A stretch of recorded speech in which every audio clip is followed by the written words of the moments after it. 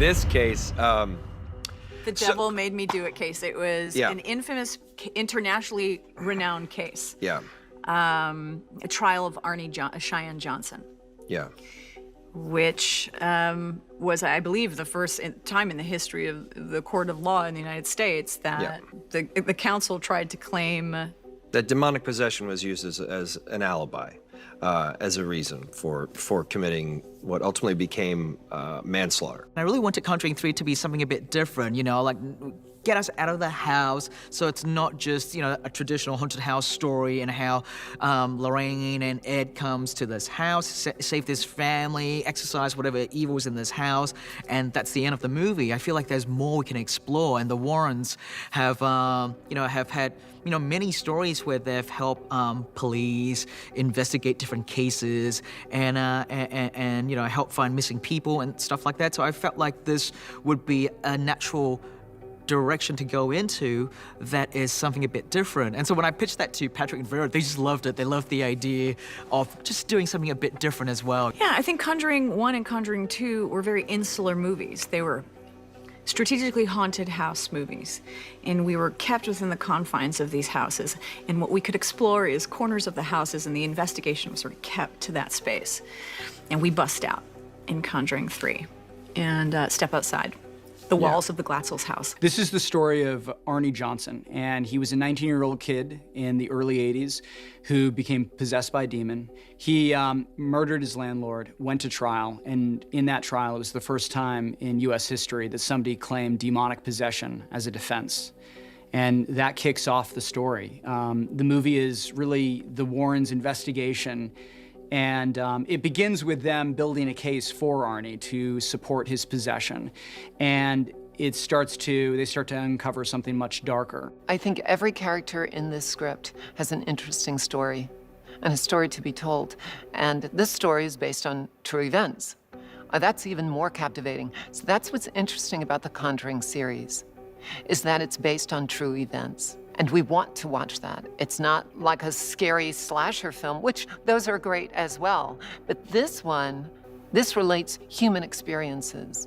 And we want to follow the journeys of every character, particularly mine, of course. Would either of you care for an omelet? No, thank you. We had breakfast before we left. I'm Ed. This is my wife, Lorraine. Yeah, these lovebirds met at 16 years of age. And as I understand it, as Lorraine has relayed to me, that it was love at first sight. She can't even look at me. Very much like it was like at first sight with us, wasn't it? And so, you know, it's really sweet to be able to glimpse that. And there are flashbacks in the film that take you back to that, you know, that very first moment where Cupid just like got out his arrow and bing! Ow. Got this guy. Ow. And we get to see it through these young actors who are so delicious and so charming and really enchanting and who were really into each other. Yeah, it's very sweet. They had beautiful chemistry. Yeah.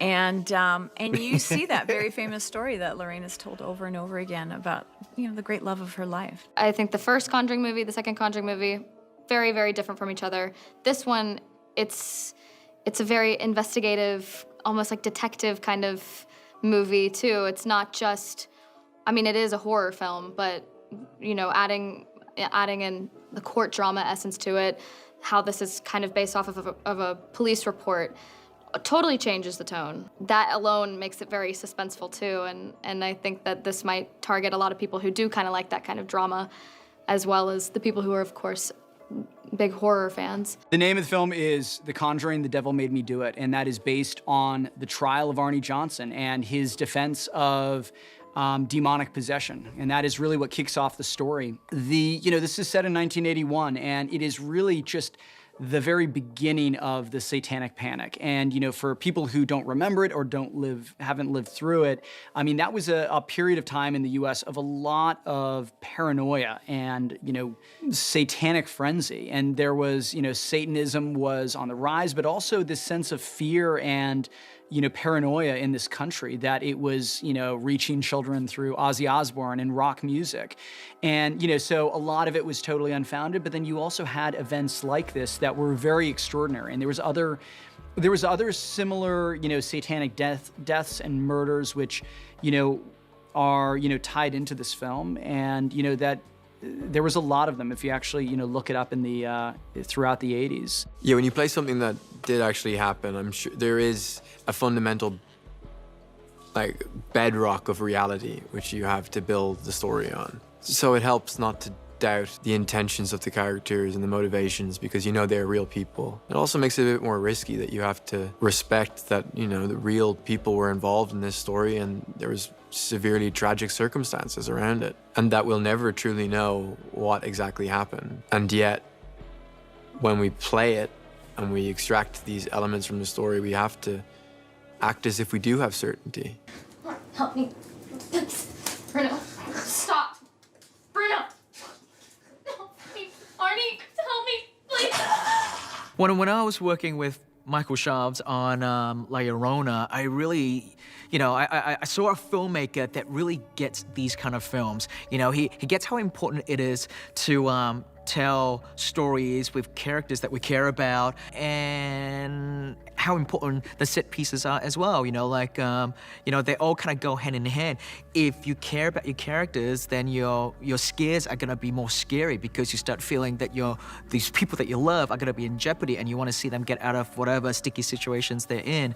And Michael really gets that, and he has got a great eye for that and has a sense of, what needs to be done and how to do it that I felt confident to hand the baton, if you will, over to him. I was wary of Chaves. I'm like, how is anyone, James as a band leader is just like one of the most exuberant, ebullient, joyful people, supercharged with passion.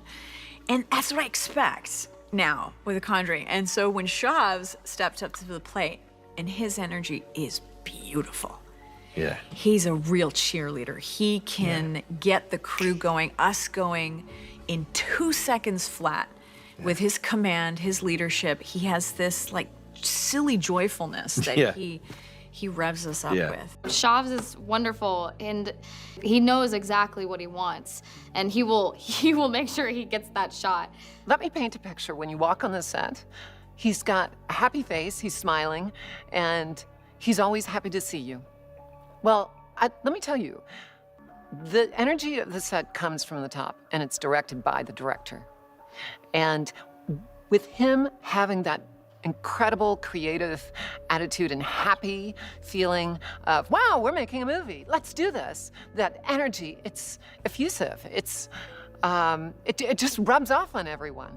And it certainly does on me. So anything he asks me to do, yes. So Chaves is great. I love being on set with him. Michael Chaves is a very nice and sweet director that gets acting, and he gets actors, and we even have a secret handshake. I can't tell you because it's a secret, but we do have a secret handshake. It's pretty cool. I know even when James came very early on, he knew he was so happy because not only does Chaves have the skill set, but really as you hear us talk, it's so much about your attitude and his ideas and his passion for this project, for this the excitement, this sort of unabashed excitement of I'm in the Conjuring universe. It's great. Ready, and 3, 2, 1, go! I was hoping it would. I love doing it. I love working with this dude. I love, and it's even a greater family. It's the crew as well that's been a part of this journey, and it's a family, and it's nice coming back and checking in with each other every 2 years, because we're all very, very connected, and it's a circus on set. Because as dark as the story we're telling, it's really an affectionate group of people, and there's so much good fun that we have. What really sets this apart and makes it so exciting is, you have You have all of the scares and the terror that you would expect from a Conjuring film, but is set against this really incredible mystery. And I think it's a mystery that, you know, in a very deep way is tied into what the Conjuring universe is all about. It's scary. It's scary, and it's haunting. It will stick with you. I think that, I really feel like audiences will love this film in particular because of the investigative part about it, how it is kind of like it's a bit of a crime story almost, and I also think that they'll love following this young couple. There hasn't been a young couple yet. It's mostly just been families.